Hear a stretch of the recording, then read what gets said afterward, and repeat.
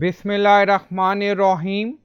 Assalamu alaikum. My name is Hassan, and today we are going to point back our mxrecord to Siteground hosting. Before starting work, it's my request, please subscribe my channel. Thank you. Now back to our work. So we are in Siteground dashboard and this is our domain. So I pointed my mxrecord to Google Workspace.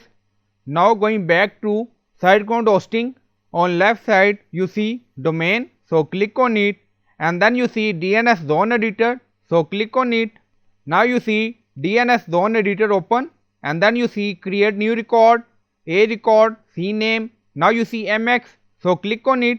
Now you see we added Google mxrecord in our hosting, but now we are going to switch back to system default mxrecord, or if you want you can add your own mxrecord. Now you see switch to system default mxrecord. Select this option. If you wish to host your email on our server, now select.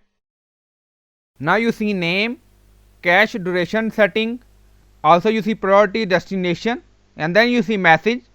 Please bear in mind that all of your current domain mxrecord will be removed. Now click on create. Now you see message, mxrecord was successfully changed to our system default mxrecord. Now you see our mxrecord is changed. Now we are going to check. So I hope you like this video. Please like, comment, share, subscribe. Thank you for watching.